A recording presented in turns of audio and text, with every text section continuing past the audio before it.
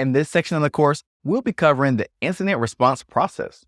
The incident response process is a critical component of cybersecurity that outlines a systematic approach that an organization should take to manage and mitigate security incidents effectively.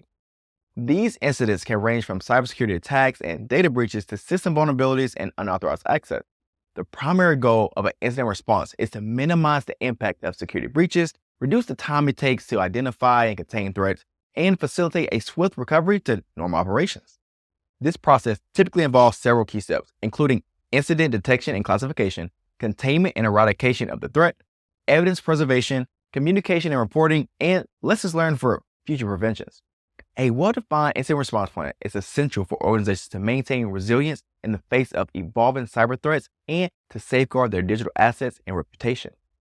So, in this section of the course, we'll be solely focused on Domain 4, more specifically Objective 4.8.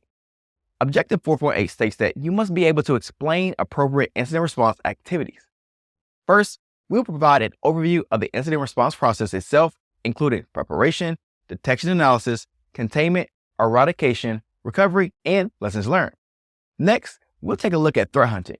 Now, threat hunting is a proactive cybersecurity approach involving the continuous search and identification of hidden or emerging threats within an organization's network and systems.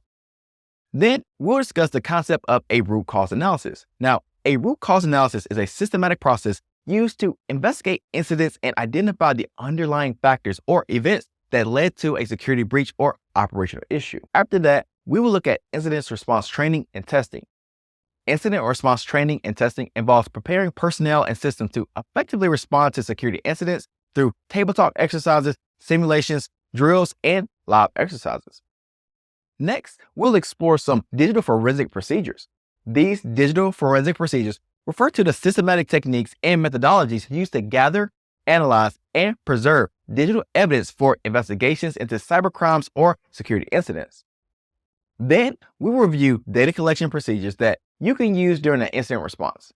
Data collection procedures are established methods for gathering relevant information and evidence during an incident response for forensic investigation, as well as covering a concept known as order of volatility.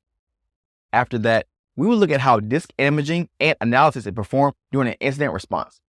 Disk imaging and analysis involves creating a bit-by-bit copy or image of a storage device or disk, and then examining the contents to recover data, investigate incidents, or identify security issues. And finally, we'll take a short quiz to see what you learned during this section of the course and review each of those quiz questions to fully ensure that you can explain why each answer was right. So let's prepare for the inevitable by learning about the incident response process in this section of the course.